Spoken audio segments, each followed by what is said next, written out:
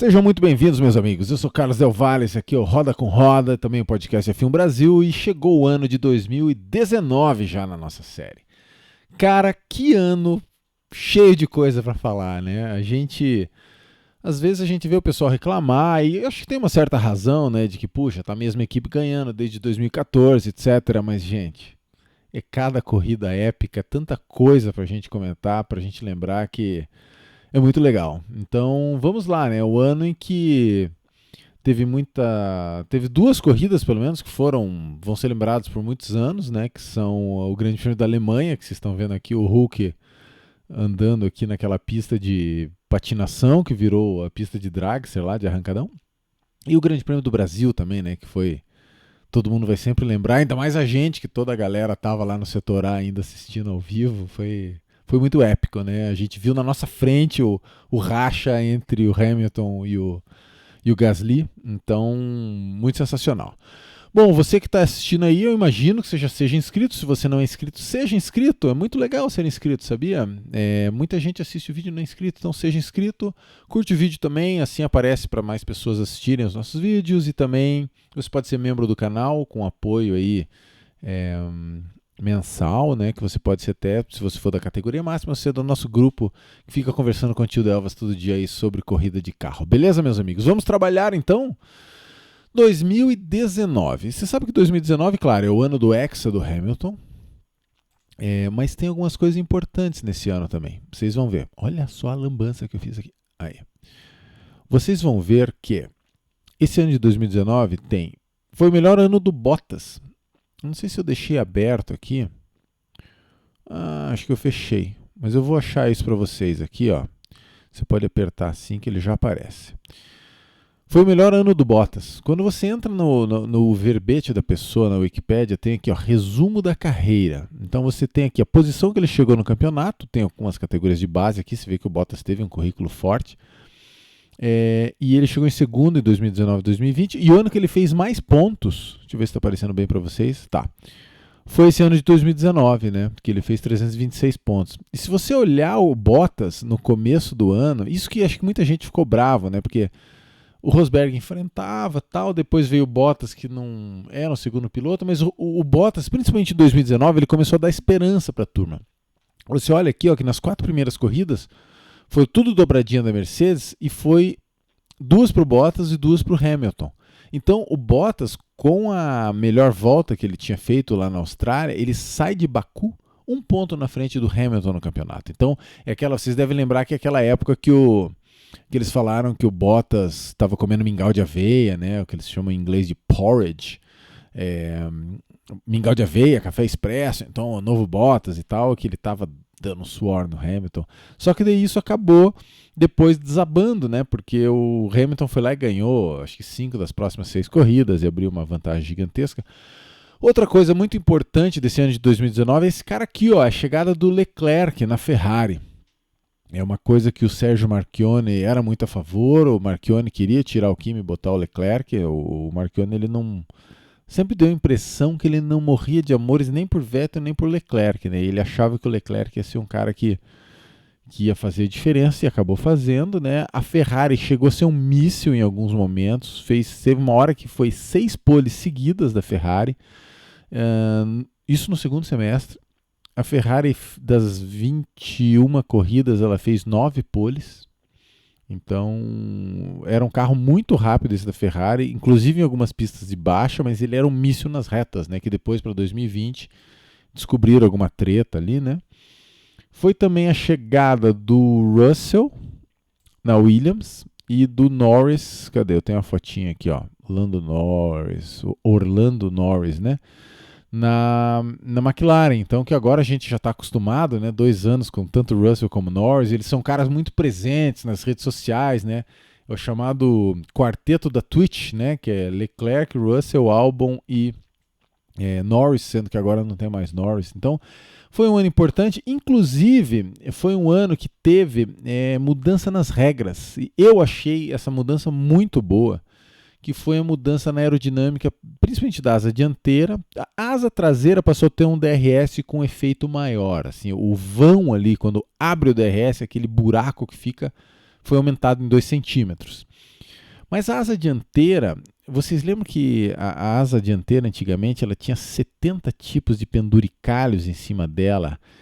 Essa placa lateral aqui, o end plate, era extremamente complexo. Então eles fizeram uma regra assim, a asa ela pode ter 5 elementos só de asa, e você pode ter, o end plate ele tem que ser simples, ele só pode fazer um ângulo determinado, a mudança de um ângulo que ele começa, que ele termina, é bem limitada.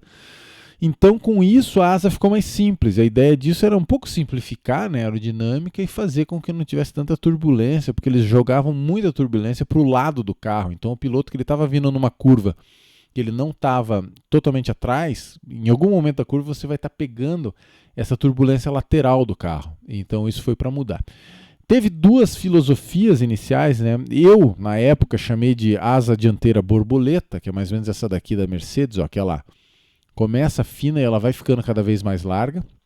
Quem foi com esse tipo de asa foi a Mercedes e também a Red Bull. Você pode notar que ela fica largona lá em cima. Note aqui que esse end plate é bem simples, né? Achei que até ficou mais bonitão assim. E já a Ferrari, ela foi para a asa dianteira tipo bigode. Então, você pode notar que em vez dela começar estreita e aumentando, ó, olha aqui a da Mercedes. Mercedinha. Aqui, né?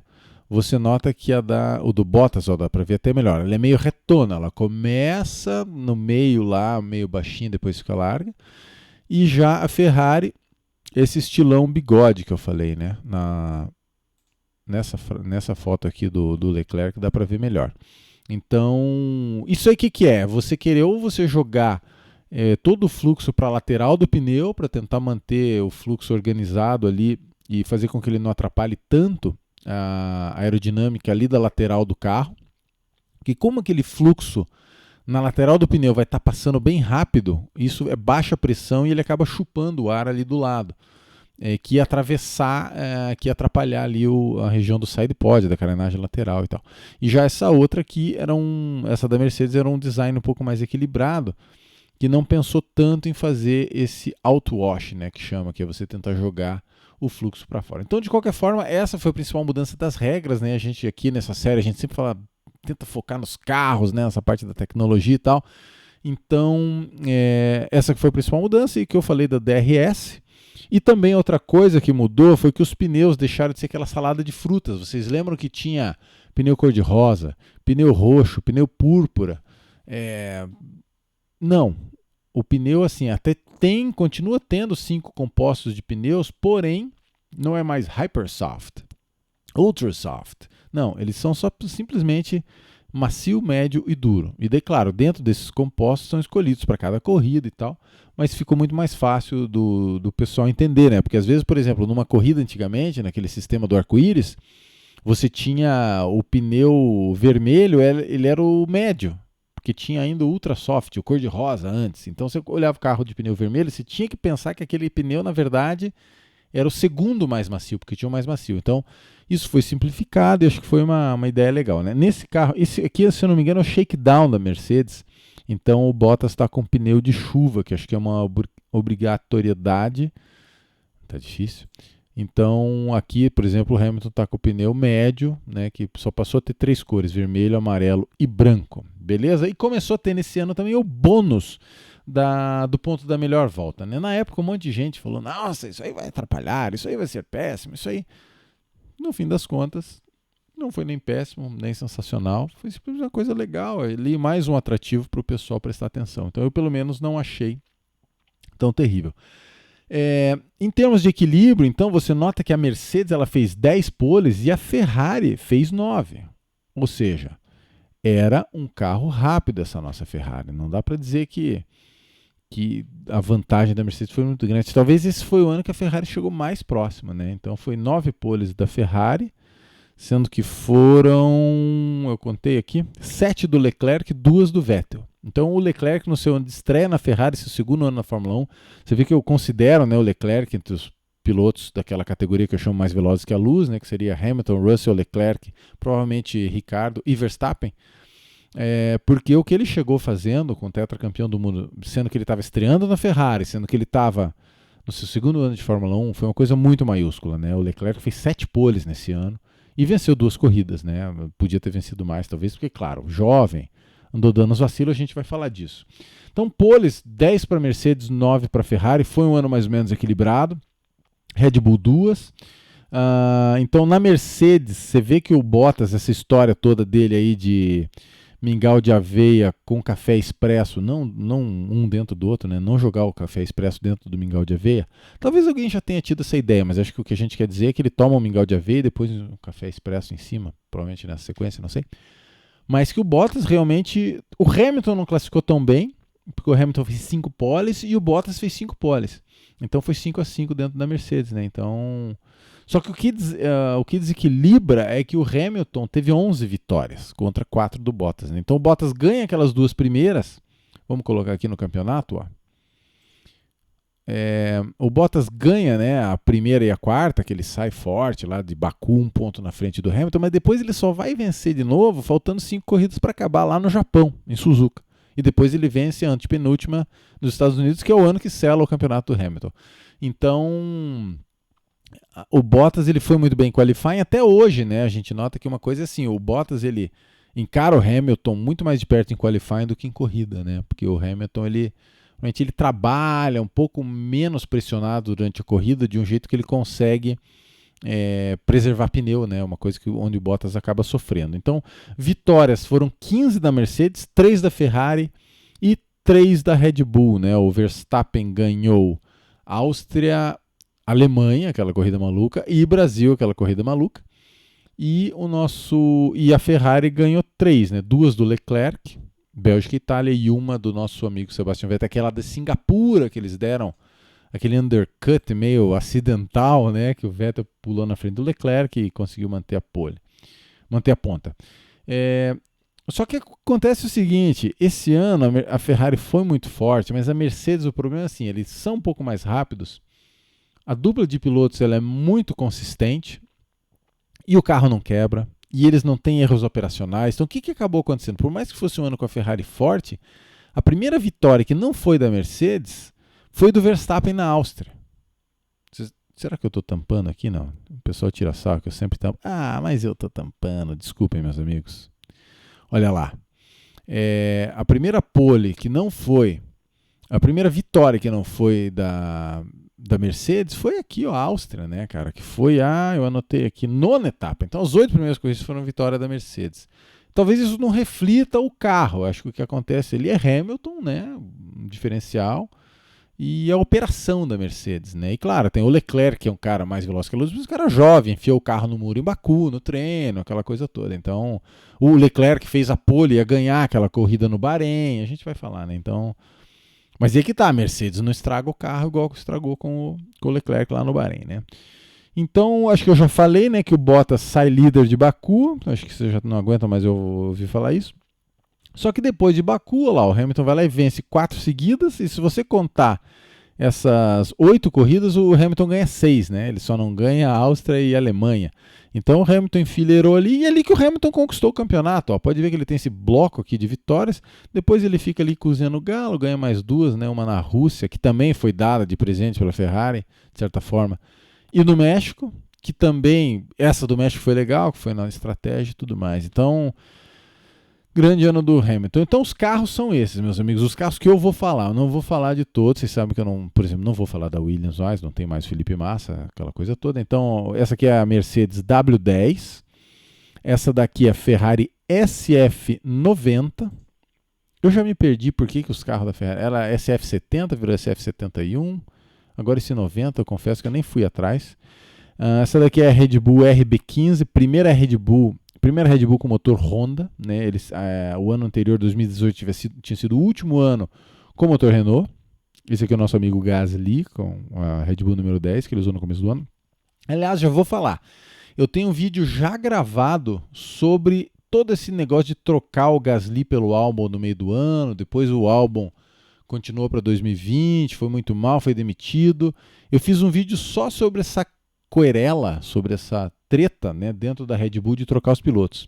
Então isso vai sair na semana seguinte, para vocês terem que ficar esperando para ver só na outra 2020, beleza? Então, por isso que vocês vão falar, poxa, você não falou daquela treta toda de tirar o Gasly? Não vou falar nesse vídeo, porque seria um vídeo dentro do vídeo, tá? Então essa aqui é a Red Bull RB15, a primeira com motor Honda. Eu vou dar uma falada também nessa McLaren MCL34, motor Renault, né? Essa aqui é o Sainz e o nosso amigo Lando Norris, dupla nova, né? Antigamente era Alonso e Van Dorn. E vamos falar dessa Renault RS19 Ricardo Hülkenberg, beleza? Então, os carros são esses. Vamos falar primeiro de quem? Da Ferrari. Então a Ferrari... Calma, eu não fiquei louco, né? Eu só não mudei a foto. Aquela não é a Ferrari. A Ferrari SF90, Vettel, Leclerc, motor sensacional, mas o chassi era bom também, né? Você nota que numa pista como a Rússia fizeram pole. Não era só motor esse carro, era um carro muito bom. Em qualifying, o Leclerc fez 11-9. Em pontos, ele venceu o Vettel também 264-240. Vamos colocar aqui no campeonatinho. Então, foi um ano muito maiúsculo do Leclerc, né? Ele venceu o Vettel tanto em qualifying como em corrida, em pontos e tudo mais, né? O Leclerc ele não teve nenhuma falha mecânica e os 3 abandonos do Leclerc foi por colisão, né? Ele enfiou o carro em Mônaco, né? A equipe vacilou com ele no qualifying, ele quis ultrapassar a gente na rascasse, fez umas lambanças lá, causou safety car e acabou abandonando.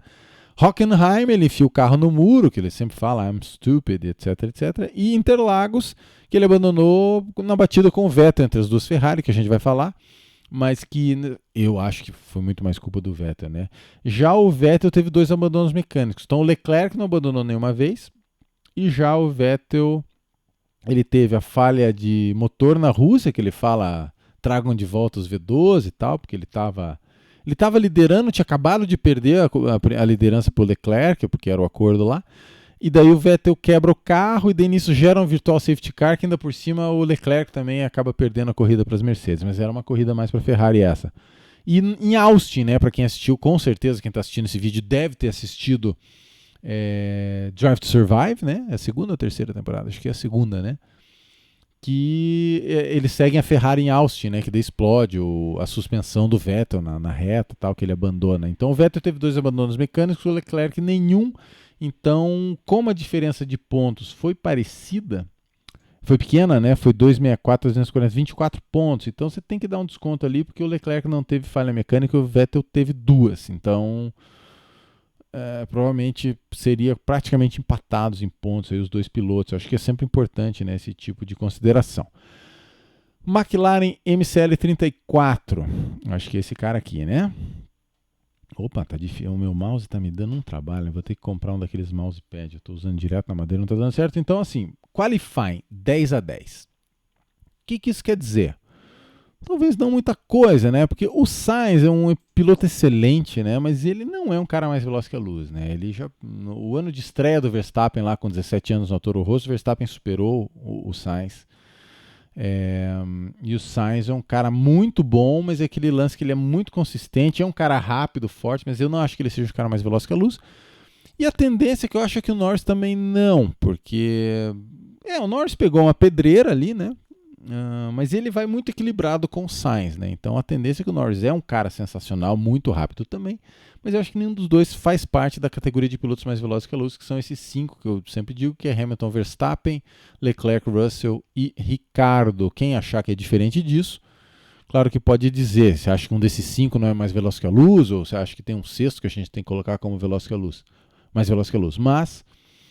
isso aí que eu falo. Em pontos, o Sainz prevaleceu, foi 96-49, inclusive com diferença de localização no campeonato. Ó, Sainz terminou em 6º campeonato, né?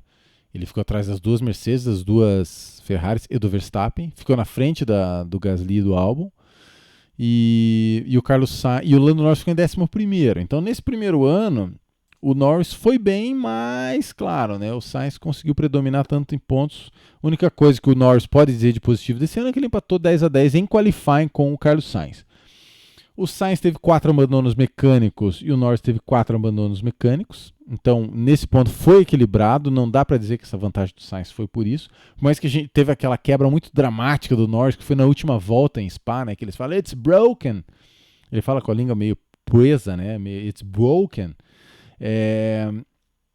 Mas no fim foi 4 abandonos mecânicos para cada um, né? Eu fiz essa contabilidade ali na mão, então são 2 motores para o Sainz, 2 motores para o Norris, um câmbio para o Sainz, um freio para o Norris, e uma roda solta no pit stop para o Norris e uma roda solta no pit stop para o Sainz. Então, nesse ponto mecânico, entre os dois foi equilibrado, não dá para dizer que esse resultado superior do Sainz tenha sido por causa disso.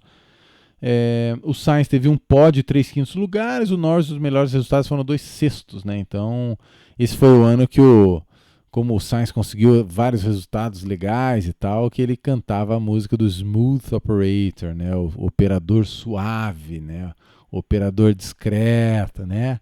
Essa é uma música da Xadé, né? Que ela tá falando do cara que ele, né, vai lá, dá uma passadinha, ninguém fica nem sabendo, né? Todo mundo, né? Conhece algum amigo aí que tem fama de ser smooth operator, né? Então, Carlos Sainz, aqui ó, esses quintos lugares dele aqui, ó, ele fez sexto, oitavo, sexto, quinto ali no meio do ano, né? Que ele fala, we're on a roll, baby, né? Nós estamos numa sequência, meus amigos. Então, assim, a McLaren, quarto lugar nos construtores, foi um grande desempenho da McLaren. Por quê? Porque a McLaren ela havia de nono, sexto. Ano com a Honda, nono. Sexto no segundo ano com a Honda, depois cai para nono com a Honda, no terceiro ano da Honda. A Honda vai embora, mas eles conseguem só sexto com a Renault. E agora a McLaren e a Renault, com a dupla nova, eles vão para quarto. Eu acho que isso, na verdade, já é resultado de uma operação melhor, né, com o Zac Brown e o Seidel, né, que é o chefe lá da equipe da parte operacional mesmo, né. Então, isso é muito legal, que na verdade é o melhor resultado desde 2012 da McLaren, porque os anos de 2013 também foram uma comédia, não foi pior que quarto, e 2014 também antes da Honda. Então, teve 2 anos ainda com o motor Mercedes da McLaren que eles foram muito mal.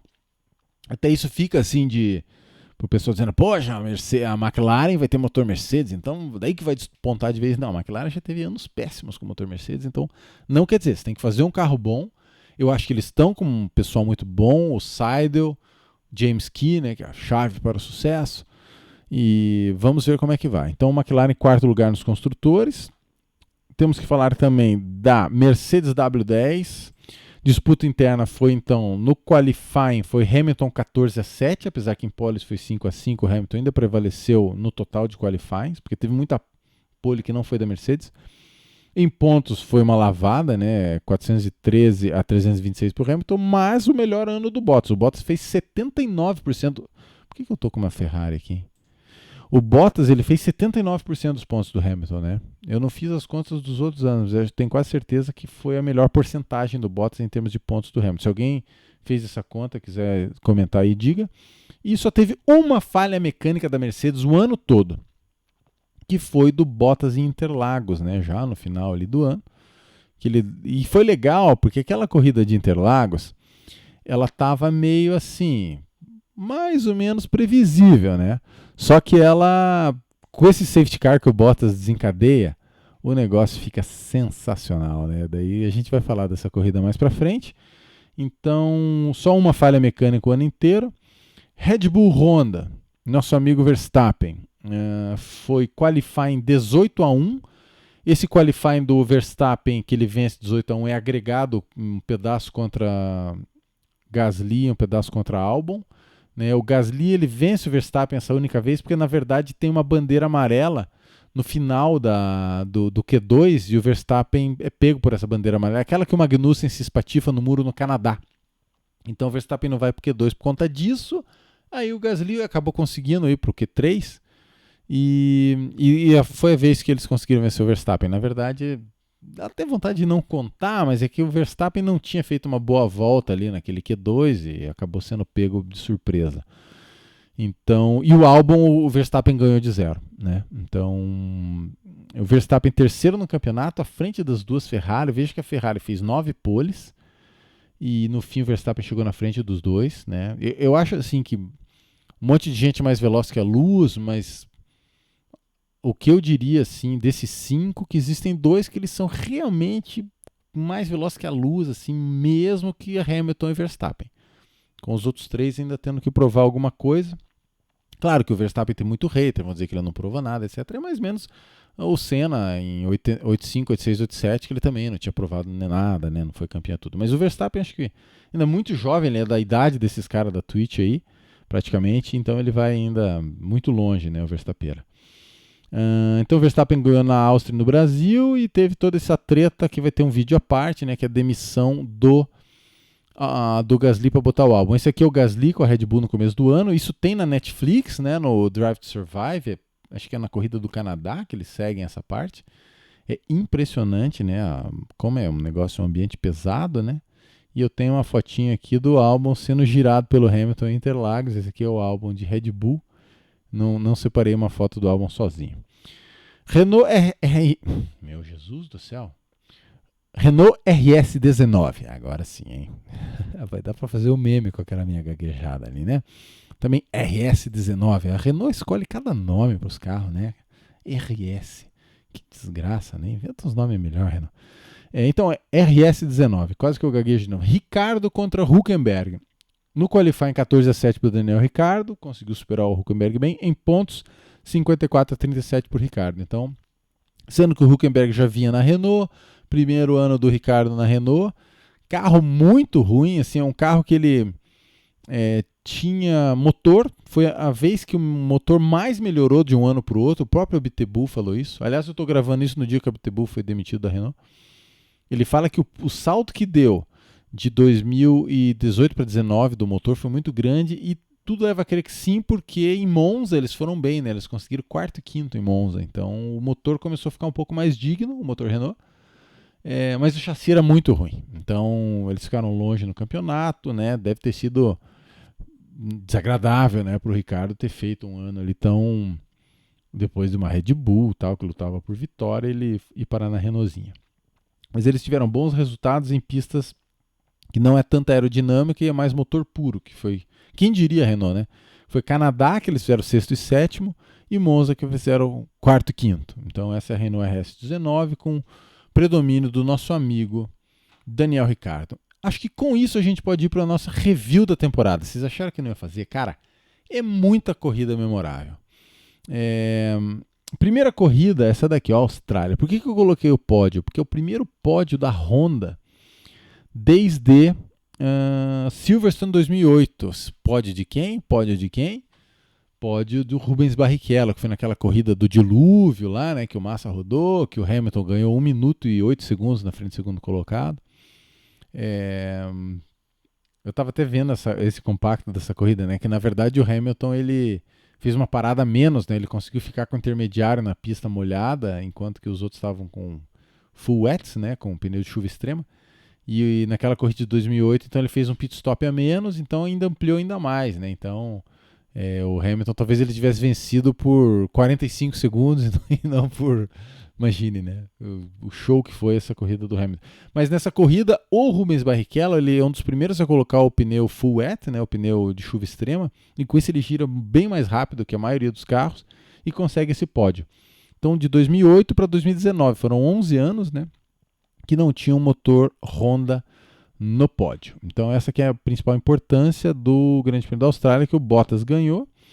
Aí a gente vai para o Bahrein, que essa corrida é famosa, né? O cabeça de gasolina, o torcedor de Fórmula 1, ele já tem essa, porque assim, é aquela corrida que é a primeira pole da carreira do Leclerc, inclusive a primeira fila inteira da Ferrari, Leclerc e Vettel.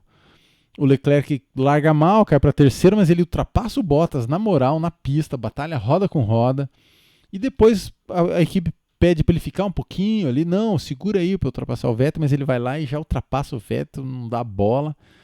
E o Leclerc acaba tendo uma pane no motor e acaba conseguindo chegar em terceiro apenas, né? O Hamilton, o que acontece? Tem uma hora que ficou o Leclerc, Bottas, Vettel, mas o Hamilton chega, que estava em quarto, e ultrapassa o Vettel.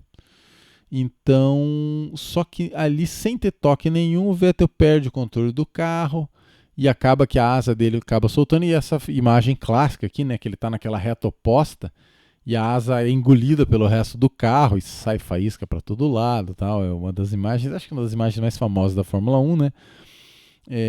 E o Vettel acaba terminando em quinto lugar ainda. Ele conseguiu remar depois de ter que trocar asa, essa coisa toda. Mas é mais uma dessas rodadas sozinhos do Vettel, né?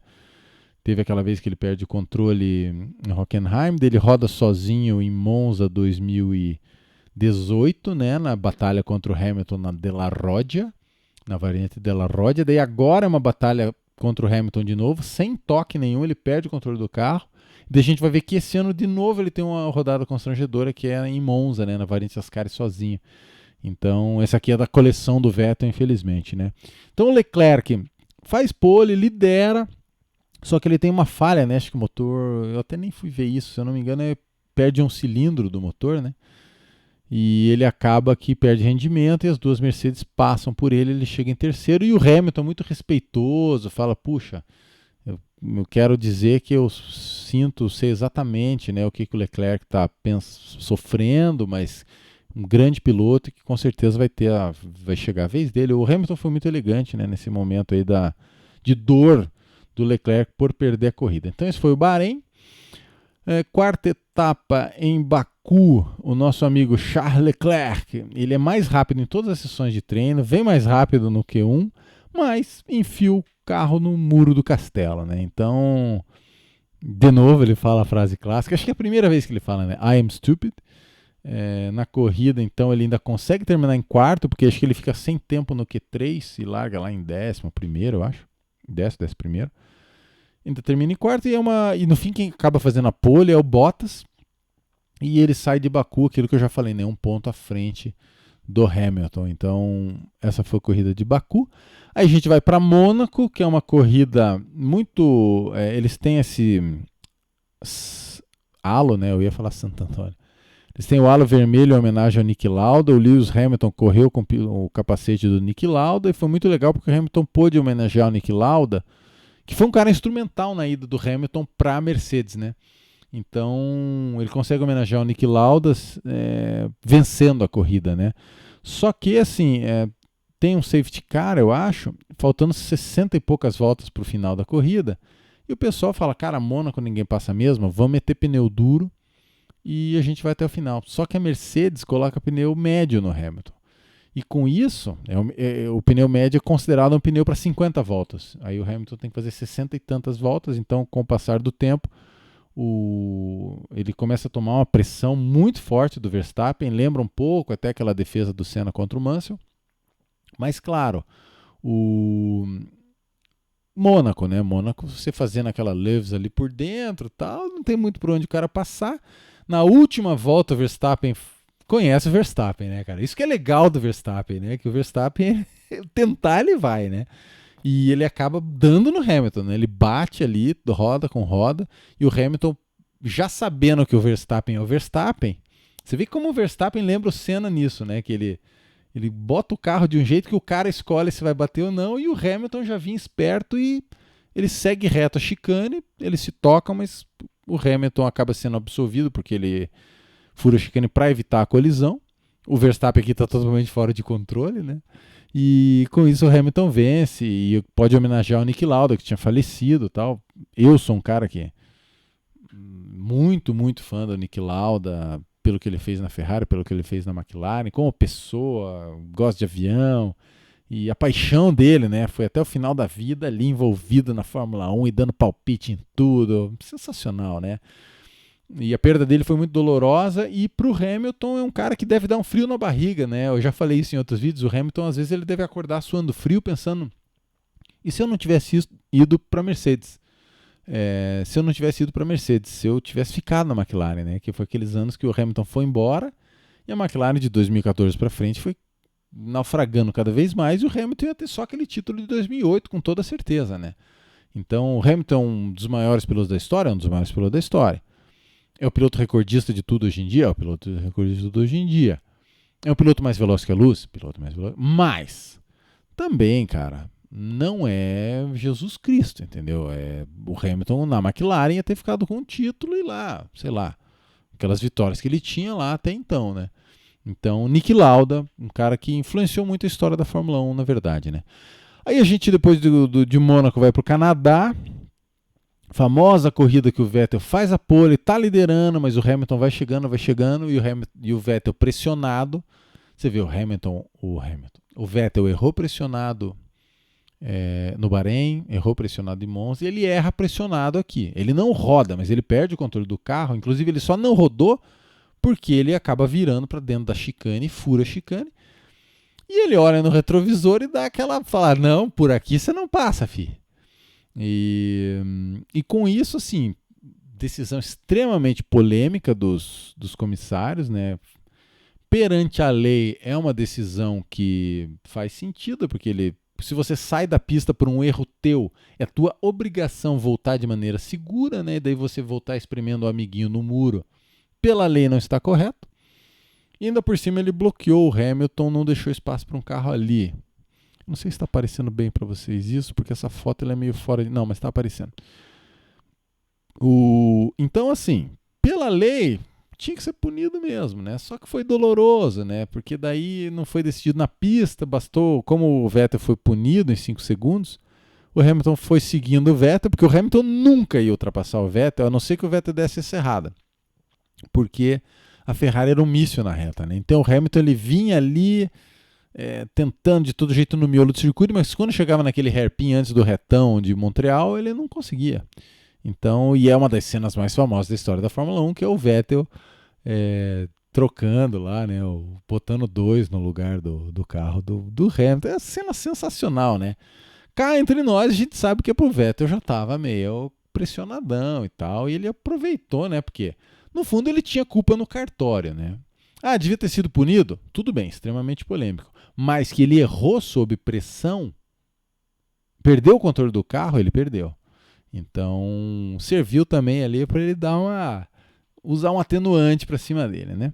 Então, essa foi a corrida do Canadá, acabou que foi vitória do Hamilton. Essa corrida aqui é a corrida da Áustria, uma corrida famosa porque, assim, pole do Leclerc com Verstappen em segundo. Mas cadê as Mercedes? O Bottas ficou em terceiro e o Hamilton bloqueou, acho que o Kimi no treino e foi punido. Então o Hamilton larga meio lá mais para trás. E o Leclerc lidera a corrida inteira, mas, cara, Verstappen é Verstappen, né? Ele vai buscar o Leclerc e na curva 3, né, isso aqui, eles tocam roda, o Leclerc vai fazer a curva, vou fazer por fora, não sei o quê, e no fim das contas o Verstappen, cara... Eu te ultrapassei, mano. Eu tô por dentro e agora eu vou. Foi muito preocupante, porque poderia ter sido decidido no tapetão, os comissários chegaram a notar, porque já que eles bateram roda com roda, né, minha marca registrada do programa, isso foi para frente, mas acabou sendo considerado até como era uma ressaca do Canadá, né, que foi aplicada a lei de maneira muito rigorosa e foi um anticlímax. Dessa vez ele fala, não, cara, também agora o cara quer fazer a curva por fora e quer que o outro deixe ele continuar brincando. Não, cara, se você tá por fora, velho, se você deixou o cara fazer a curva por dentro, você tá sujeito ao cara não deixar espaço para você. E se você quiser bater com ele, bate, mas, né? Então, foi uma vitória do Verstappen muito legal, porque ele ultrapassa, né, aquela corrida que todo cabeça de gasolina, todo torcedor de Fórmula 1 gosta, que é uma disputa pela vitória, né, indo para o final da corrida, assim, foi muito épica essa corrida. Então, primeira vitória da Honda em 13 anos, deixa eu ver se eu tenho, não, essa aqui já é a outra corrida maluca. Primeira vitória da Honda em 13 anos, a última tinha sido do Button na Hungria em 2006, né, o 2006 para 2019, né, 13 anos, então é muito significativa nessa vitória do Verstappen na Áustria. Aí a gente vai para uma corrida das mais famosas da história da Fórmula 1, que é a corrida da Alemanha-Hockenheim. Essa corrida é aquela maldição, né? Quando você... corrida comemorativa, cadê? Vamos colocar roupas antigas nos pilotos, vamos pintar os carros da Mercedes como se fosse nos anos, sei lá das flechas de prata e tal, escrever Mercedes igual antigamente, vamos fazer umas comemorações, corrida em casa... Deu tudo errado, né? Isso é legal porque na Netflix é a corrida que eles seguem a Mercedes, então tem todo o debrief, né? O Hamilton muito inconformado, porque ele também errou, bateu no muro, essa coisa toda, né? Então foi vitória do Verstappen. Eu nem sei se eu salvei, é tanta loucura. Tem o Verstappen aqui, ó. Que o Verstappen ele dá uma rodada sozinho, né? mas ele tá tranquilo lá na frente, não estraga o carro, então ele, né, eles colocam pneu, acho que, não sei se médio para ele, mas a pista molhada, o pneu médio é difícil de aquecer, né? Mas o Verstappen acaba vencendo até por uma questão de atrito mesmo, que foi caindo gente pelo caminho, né? Então esse aqui é o Verstappen passando bem no lugar que o Leclerc acabou de enfiar o carro no muro. Esse aqui é o Hulk perdendo o controle também, porque o problema ali é que na última curva, se você deixasse a frente do carro escapar e fosse passar por fora da pista, você caía na pista de arrancada, que era lisa como se fosse gelo, como se fosse um espelho a pista. Porque acho que na arrancada, eu não sei se eles não jogam lá no chão uma cola, né? Eu tenho um amigo meu que faz arrancada de fusqueira, acho que eles pegam um tonel de cola e jogam assim no lugar onde o carro vai arrancar. Senão o carro fica parado no lugar, né? Porque esses carros têm muito torque. Então acho que a pista, por isso ela é meio lisona, e daí com chuva ficou isso aqui, né? Essa imagem do Hulk. Poderia ser o pódio da carreira do Hulk, né? Acabou que nunca foi. Virava um rink de patinação, né? Então quem escapou aqui bateu. Foi o caso do Carlos Sainz e do Hamilton, que sobreviveram, e do Hulk e do Leclerc, que não sobreviveram. No sentido, claro, graças ao bom pai, no sentido figurado, né? Os dois abandonaram a corrida. O Hamilton escapou, só que ele quebrou a asa, né? Então aí o cara, ele pega e atravessa ainda por cima aquela grama ali que separa o pit lane da pista, é punido com 5 segundos e tal. Então o Hamilton termina lá para trás, né? Deixa eu até lembrar aqui que posição que o Hamilton terminou sua corrida. Germânia, 9º lugar. Então, uma corrida. E o Bottas, depois ele tá perseguindo lá uma das Racing Point, e ele, na curva 1, ele perde o controle do carro e bate em alta velocidade no muro, né? Então, que corrida, né, senhores? Que corrida. Então, o que eu não falei aqui que eu anotei? É isso aí mesmo. Vitória do Verstappen. Ainda teve a batida lá do Gasly no final com o Kvyat, né? Bottas se espatifa, então deu tudo errado para a Mercedes nessa corrida das roupas especiais. Vou falar de Monza. Não, Bélgica primeiro. Não tem foto da Bélgica. Não tem foto da Bélgica. Vitória do Leclerc, primeira vitória na carreira. Uma vitória muito emocional, porque é a vitória no final de semana em que tem o falecimento do Antoine Hubert, né, do piloto da Fórmula 2, que era amigo deles, era francês e tal, aquela coisa toda. Então uma tragédia enorme, né? Aquela cena que o Hamilton tá dando entrevista, ele olha no telão, ele para de falar e quer terminar a entrevista e tal. É uma coisa que, se não me engano, tem na Netflix também. Pô, tô com uma vontade de ver essa Netflix de novo, cara. Veja esse vídeo aqui até o final, mas depois vão lá e assistam a Netflix de 2019, que foi um ano, muita coisa, né? Então, vitória emocional. E daí vai pra Monza, né? Essa cena aqui é do qualifying em Monza, né? Que foi uma coisa ridícula, bizonha, que o pessoal ficou querendo não vai você porque eu quero vácuo, não vai você porque eu quero vácuo, e acabou que o Leclerc se enrolou e só ele abriu a volta, e o Vettel não abre volta, ninguém abre volta, pole do Leclerc, mas foi um forrobodó, né, uma confusão fenomenal. E a gente tem o Vettel rodando, né, sozinho, e o pior é que ele volta um pouco, assim, essa volta na frente que ele bate no Leclerc, ele acaba jogando. Nossa, vocês conseguem entender, né? Não é um vídeo, mas ele tá atravessado aqui. O Leclerc vai passar, mas o Leclerc vem do ponto cego dele, né? E ele avança o carro e dá um totó no Stroll. Acho que talvez eu tenha falado do Leclerc. E o Stroll fala, cara, o que esse cara tá fazendo, velho? Né? E eu não tenho foto, mas tem uma hora que o Hamilton tenta passar o Leclerc por fora na variante della Rodia, e o Leclerc meio que toca, não deixa espaço de um carro, né? Mas felizmente depois do refluxo do Canadá lá, que tiraram a vitória do Vettel, que foi polêmico, apesar de ser na lei, ele já na Áustria, eles deixam o Verstappen bater roda com o Leclerc para vencer a corrida, e aqui o Leclerc dá um chega para lá no Hamilton, e eles também falam, não, cara, azar, velho, se vira, mano. E então, com isso, o Leclerc vence a segunda corrida. Isso é interessante porque acabou que eu não tenho foto do Leclerc em Monza e nem em Spa, né? Mas tudo bem. Essas corridas, elas foram aquela corrida seguidinha, coladinha, né? Que agora, na pandemia, a gente ficou super acostumado, né? Mas na época não é tão comum, e então o Leclerc ele ganhou essas duas corridas com um intervalo de apenas uma semana, né? Então, Leclerc na potência. E você sabe que, assim, depois eles iam fazer a pole em Singapura e na Rússia, né? E depois no Japão e no México. Então foram 6 poles seguidas da Ferrari. Então a Ferrari, pelo menos em treino, estava muito rápida, né? Que mais? Bom, essa vitória do Leclerc em Monza também é a primeira vitória da Ferrari desde o Alonso 2010, né? Aquela foto muito famosa que o Alonso pega a câmera, filma a torcida, um duelo, né, do Alonso contra o Button, muito legal. Alonso, que ele guiou em 2010, 2012, cara. Pelo menos um daqueles dois ele devia ter levado, né? Digam aí o que vocês acham. Eu acho que Alonso Tri, né?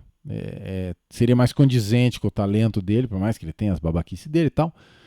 E o Alonso Tri, Vettel Tri é o mínimo, né, que a gente poderia dizer, né? Falando em Vettel aí, ó, Singapura, pole do Leclerc, aliás, uma volta. Leclerc fez uma volta no qualifying com a faca nos dentes, esfregando o carro no muro. Mas daí eles resolvem proteger o Vettel contra o undercut da Mercedes, né? Tá o Vettel em segundo. E acaba que ele, se protegendo contra a Mercedes, ele mete um undercut no Leclerc, e aí o Leclerc não consegue mais acompanhar ele, o Leclerc fica, né? O Leclerc, ele fala no rádio, né? Então, última vitória até o momento, tô gravando isso em 11 de janeiro de 2021, última vitória do Vettel até o momento. Vamos ver se esse ano de Aston Martin ele vai conseguir, mas tá com um cara que boas chances de ficar ela mesmo, né?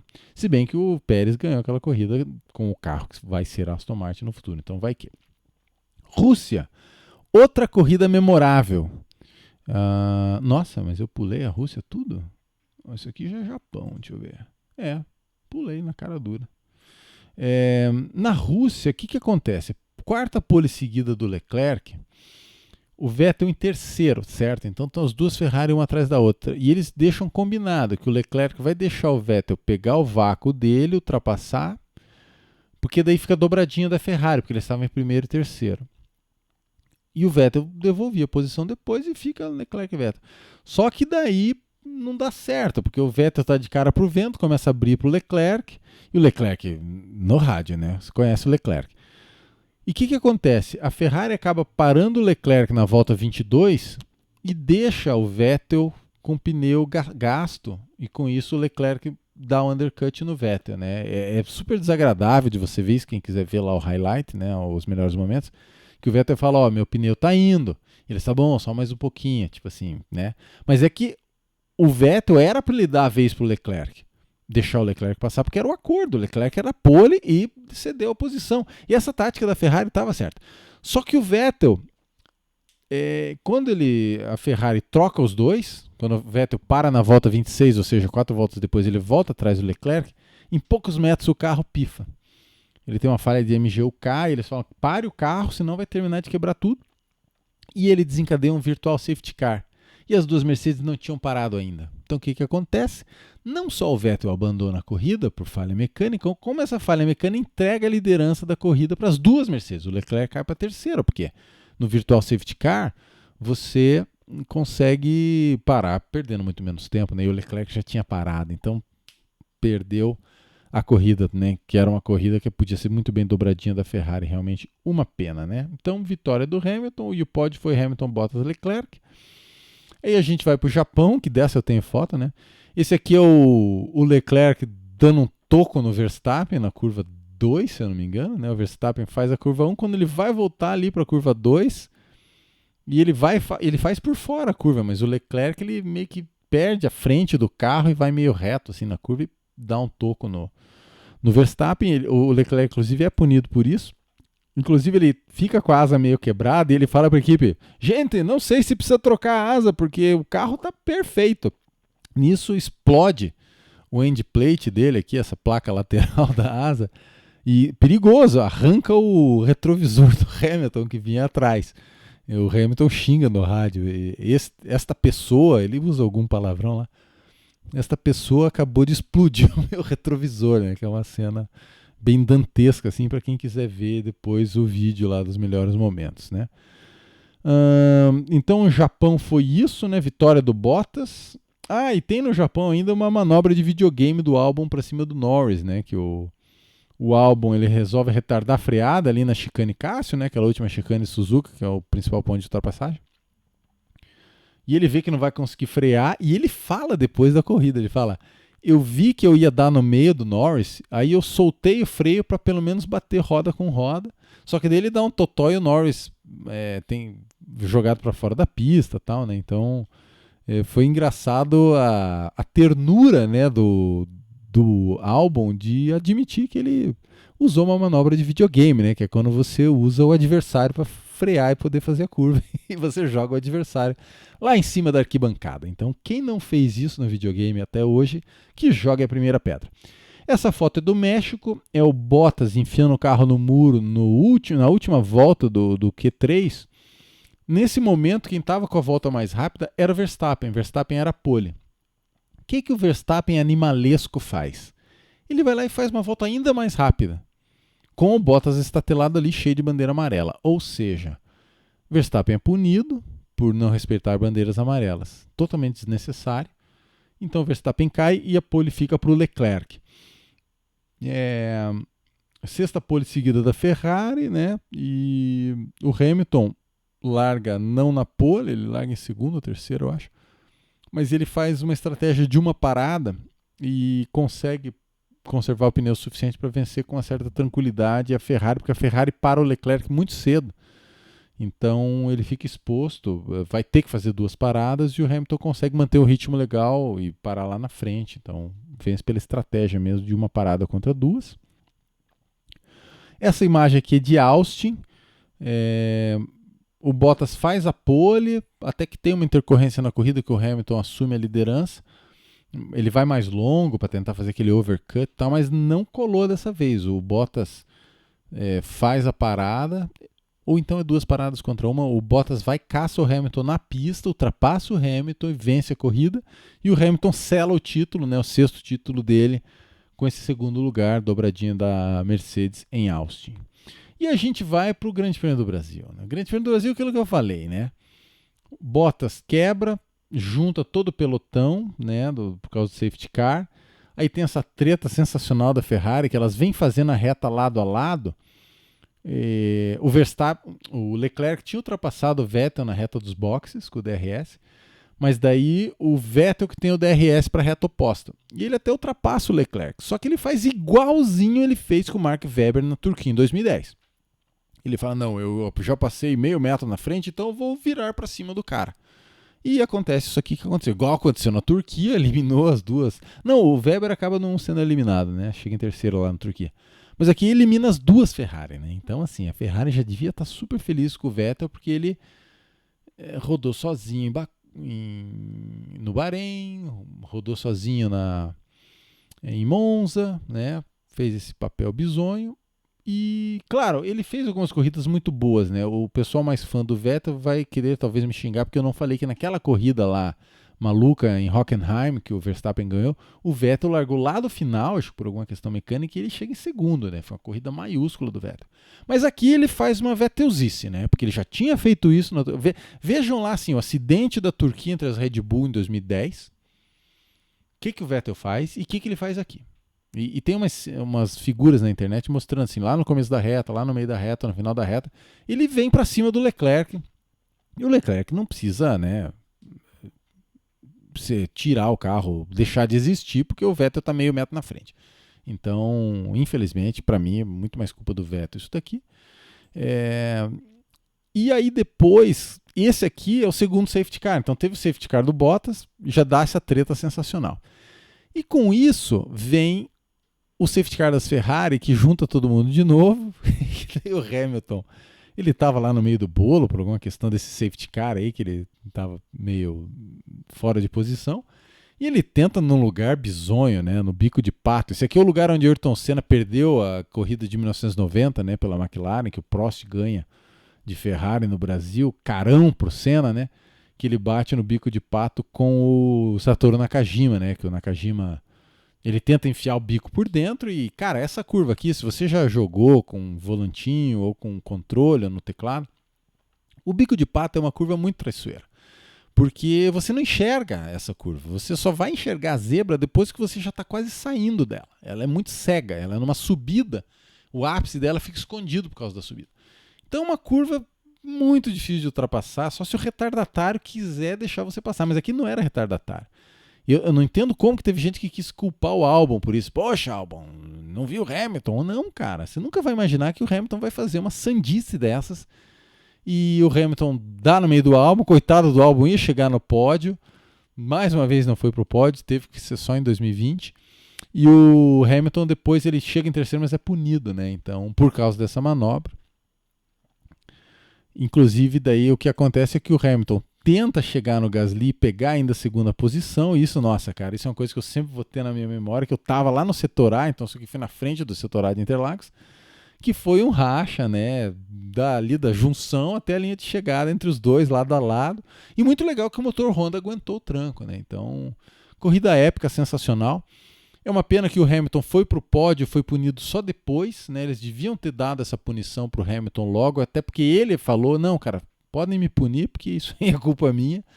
Mas daí o Sainz, foi o pódio do Sainz, o primeiro dele, e o pódio da McLaren, que fazia muito tempo também, mas foi dado só depois, né? Na cerimônia do pódio, era o Hamilton que estava lá em cima, então ficou essa pena aí. E a gente vai para a última corrida em Abu Dhabi, Abu quem, né? De novo, pergunto eu, minha paciência com a Abu Dhabi já passou faz tempo, então não quero mais saber. Então foi um grande ano, meus senhores. Assistam lá na Netflix de novo, assistam aí umas corridas e mais.